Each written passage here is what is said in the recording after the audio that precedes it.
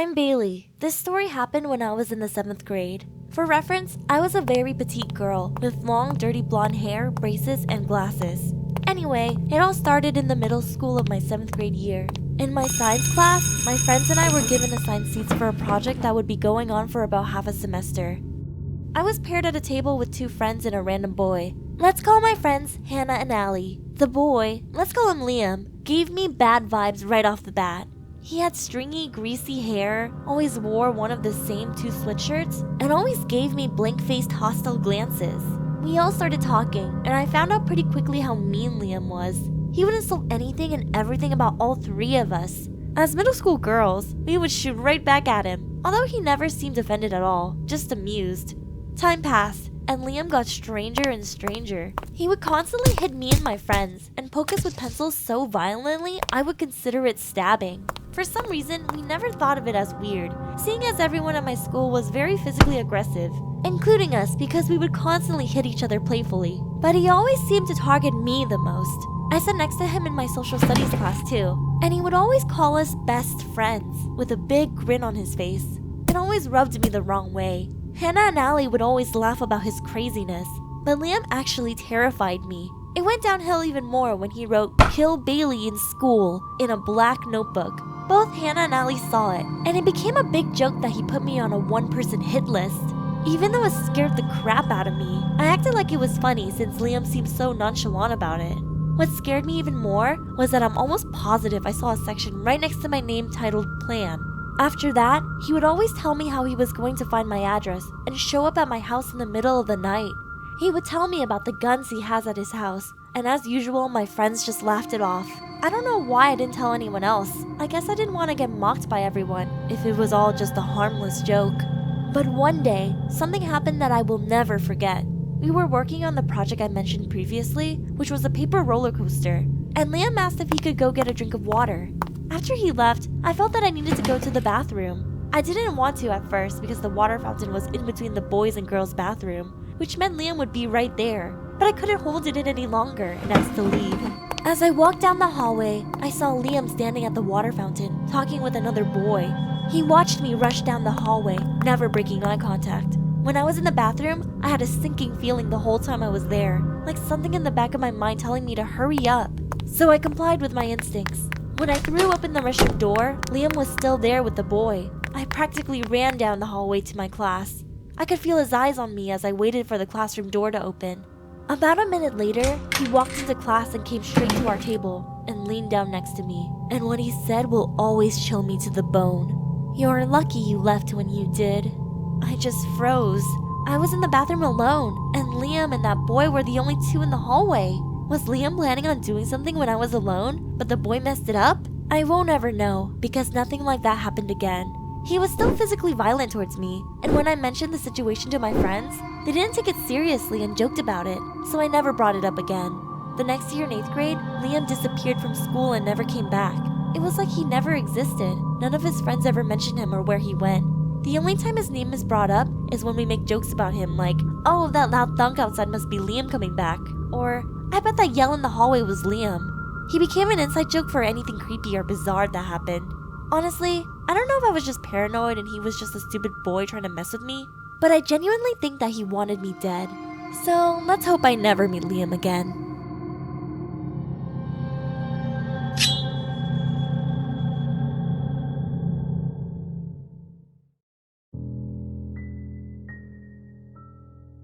I still don't know what that thing was. All I know is that it was a very horrifying and terrible creature. I sometimes feel like it's still living there where I saw it, or that it's watching me, and my whole body trembles just thinking about it. The incident happened about 10 years ago now. At that time, I really liked riding my bike, so I would always ride my bike to the river in the neighborhood. But that day, the river was moving very violently. Something was strange. The wind wasn't even blowing like usual. I stopped my bike, stood still, and looked out at the river. The river continued to sway violently as if there was something very large swimming in the water. I slowly approached, squinting and staring at the river. At that moment, I saw something I would never be able to forget. I could see something round in the water, slowly rising to the surface. At first, I thought it was a human head. Who is swimming in this dirty river? I thought to myself. But when I looked closely, it wasn't a human head. It was the head of a creature with a frightening appearance, with bug-like eyes, an unrecognizable nose, and a large and grotesque mouth filled with numerous teeth. And as soon as I saw its face, it went back into the water in an instant. I thought it was hiding from me. I froze in place. I couldn't even process what I had just seen. I walked closer to the river, right up to the edge of the water. Now the surface of the river was calm again. I stood there blankly, just staring at the water. When I came to my senses, about 30 minutes had passed. From my perspective, the time had passed very quickly, as if I had fainted or gone to sleep. I came to my senses and turned around to go back home, but then I could hear the sound of water flowing. I intuitively realized that the sound was coming from something coming up out of the water. My heart felt like it was going to explode. I looked back and saw it.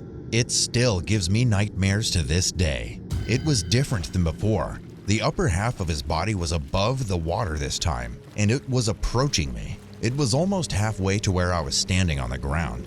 It was crawling towards me quickly. It was humanoid in shape, but its body looked more like slippery fish skin than human skin. It opened its huge mouth wide, and inside it was what appeared to me to be several small fish carcasses. And even though it was quite a distance away, a terrible stench filled the air. I couldn't tell if it was smiling or frowning because it wasn't human. Its fingers were very long and hook-like. As it approached me, it swung its hands at me as if it were trying to snatch me away. Overcome with fear, I screamed and started running away as fast as I could. I was running and tripped over a rock, and when I looked back, it had disappeared. I assumed by sliding back into the water. The surface of the water became calm again, and I never saw it again. I convinced myself that I was either dreaming or seeing things, but no matter how much I tried to forget, I couldn't get what I saw out of my mind. After that incident, I have never gone near that river again. The horrible, disgusting smell it let out when it came towards me, and the creepy movements it made will never leave my mind. Just seeing that creature was enough to make my insides twist and churn. That experience traumatized me so much that now I can't even go near or get into swimming pools, or even the bathtub. Even when I sleep, I get startled and scream whenever I hear the outside of my house. And when I wake up at night, all I can think of is that creature crawling from the river to drag me back there with it. My name is Jaslyn, and this happened when I was about 9 or 10, so this was years ago, as now I'm in my last year of middle school. It was a normal day in my house. It was me, my mom, my dad, and my brothers. I was helping my mom clean the house because she asked me to, and while cleaning, my mom told me to put my folded clothes that were on the couch into my drawer, which was in my family's closet. I took my clothes and started walking to the room to get to the closet. But while I was walking to the closet, I was stopped in my tracks. What I saw didn't exactly creep me out at the time, it just kinda shocked me. What I saw was a dark grayish figure standing in the closet, reaching for a skirt that was high up. It was like you could see through it, but at the same time it looked dark and human-like. It looked back at me as I looked behind me. It disappeared into thin air and dropped the skirt it was trying to get from the high shelf. I picked up the skirt and held it up and tried talking to the figure I saw, saying things like, "Come back and take the skirt," and "I promise not to tell anyone I saw you." But it didn't appear again, and then my mom called for me. I ran back into the kitchen, and my mom said, "Who are you talking to?" I responded saying, "The ghost." My mom looked like she didn't believe me until I told her the whole story, and she looked uneasy for a second. Fast forward to 6th grade, when I brought up the ghost to my mom again. This time, she said, "Don't talk about ghosts. I'm really scared of them."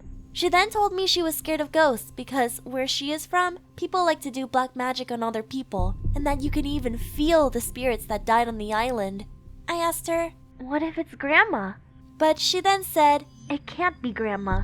I told Grandma if she passed to never come to me because she knows I'm scared of ghosts." But if it wasn't my grandma, then who was the ghost I saw?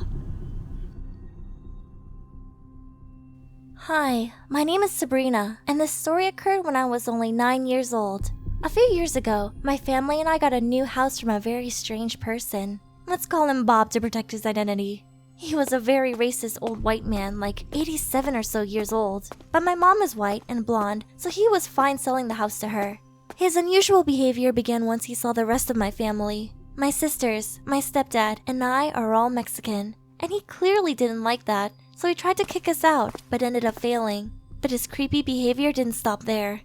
Around 2 months later, something disturbing happened.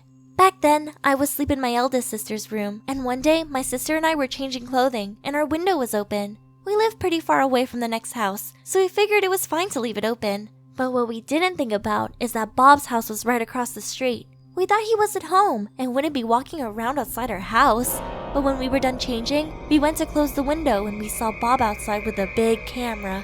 He was facing our window, and we got really creeped out. But it turns out, he did that almost every time we changed. I almost remember one night when I woke up at exactly 3:33 and looked out of our window, and I saw Bob watching us sleep. A few months after that night, I was in the car with my mom, and she said, "I don't know how you feel about him, but Bob died." And I was shocked, very shocked.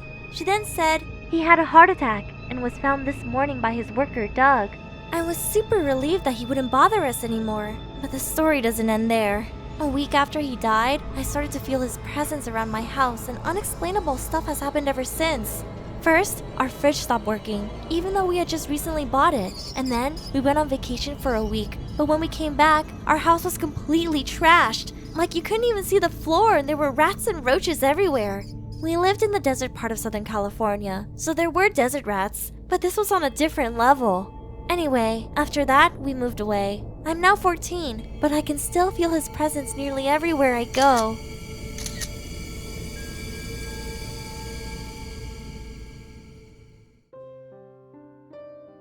My name is Makayla. I'm a straight-A student in my freshman year of high school who used to struggle in math in the past. Because of that, my mom hired a math teacher to help us. His name was Mr. Emmanuel. He was really chill as a math teacher and was very helpful when it came to math homework.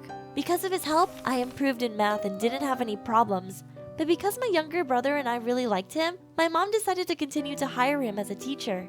Every Friday and Saturday, he always comes to teach us. My brother starts first on Fridays, and I start first on Saturdays. But sometimes he will come very late, like around 6 p.m. I can tell he is always tired, but he still manages to be a really nice teacher. But that was until this one day that I will never forget. It was a Friday, and we had just come back from school. My brother was starting first, so he got his math books out and got himself prepared for when Mr. Emmanuel gets there. After taking a shower and changing into my comfy clothes, I decided to do my homework from school at around 8:30 p.m. The math teacher didn't come yet. Strange, I thought. I figured that he was in traffic and we would have to do a late night lesson again. But even after 7 p.m., he still did not arrive. My brother was going to look from the balcony since it was facing the street. Our security lights were on, so my brother could see clearly. But what my brother saw apparently shocked him. I was confused about why my brother looked so pale until I walked over and he pointed at the house gate. My heart froze. It was my math teacher. He was covered in blood and there were bruises all over his body. His neck was twisted and blood was coming from his eyes. His whole body looked burnt and he was staring right at us. At first, we didn't know what to do until he just started waving at us with a large smile. His smile reached from ear to ear. I screamed so loudly that my whole neighborhood heard it. Hearing me, my mom rushed to the balcony, wondering what was going on. I pointed to where my math teacher was, but when I did, he disappeared. My mom just thought we were imagining things and told both of us to go inside. We didn't have math lessons that day, but the very next day, my mom got a call from the administrator for my math teacher, who used to work for my mom. We learned that he had died in a brutal car accident. Even weeks later, I still saw him at school anytime I was in math class. I will never forget Mr. Emmanuel.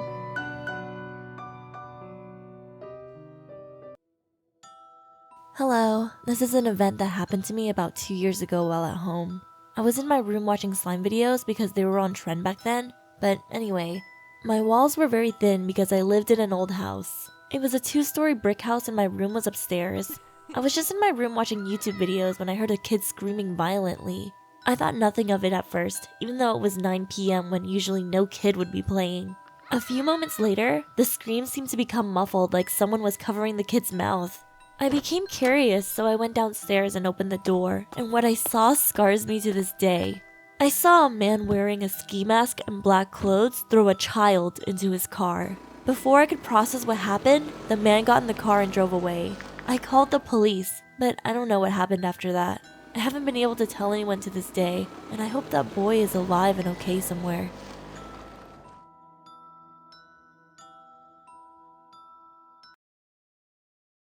My name is Noor, and this incident happened to me when I was around 10 years old. My parents used to love going to fancy gatherings and buffets, especially with their friends, which we'll call John and Emma for the sake of the story. They had 2 kids named Sam and Nina. They were around my age, and we used to play together all the time when I went to those gatherings. Our favorite game was hide and seek, especially the type where the seeker would count in an elevator or in the staircase to give the game a spooky vibe. I was often allotted the role of seeker, which was my least favorite part to play. Anyways, that evening, I was allotted as the seeker as usual, and this time, I decided to count in an elevator. It was a hotel elevator, and despite the hotel being so fancy and beautiful, for some reason, they didn't have a 16th floor in the building. I noticed that as soon as I entered the elevator. I ignored that fact, being the dumb kid I was, and started counting with my face hidden in my hands and with the elevator's door shut. As soon as I finished counting to 100, I opened the elevator door, and to my shock, I was on a different floor, and it was a rather strange one. The elevator opened onto a hallway. It was dimly lit, long, and narrow hall. The atmosphere was eerie and cold. It was summertime, but I was literally shivering. I looked to the LED display of the floor number, and to my disbelief, it was the 16th floor. I looked down at the buttons to look for the button labeled 16, but it was not there. I immediately started questioning what I was seeing. How can I be on a floor that doesn't even exist in the hotel? I am from a very superstitious household, so I was susceptible to believing in the existence of ghosts and demons. Just when things couldn't get any worse, those dim lights started flickering, and a very melancholic lullaby began to echo from the end of the hallway. While shaking, I turned my teary gaze towards the end of the hallway, and what I saw still haunts me to this very day. I saw something dragging itself along the floor in the hallway. As it got closer, I realized it had no feet or hands, and it was actually crawling on its knees. As it got closer to the elevator, it became clear to me that it was the one that was singing the lullaby, its face hollow and eyes bulging out from their sockets. It crawled slowly while maintaining an intense and petrifying stare towards me. It was smiling wider and wider, as if it was enjoying seeing me trembling in fear.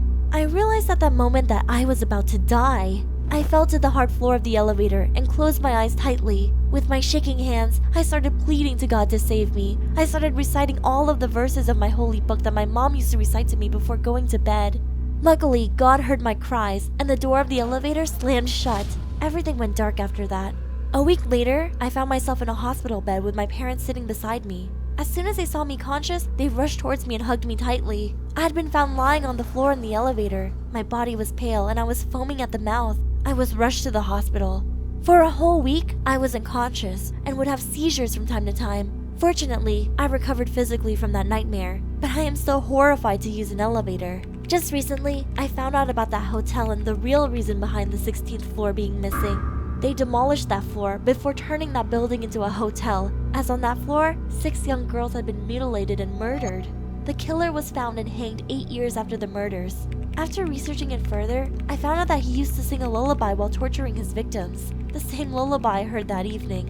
One fact that particularly caught my attention was that the victims were the age of 10 and looked similar to me. I was devastated after knowing that. Maybe I saw that hideous creature due to my similar appearance to those girls.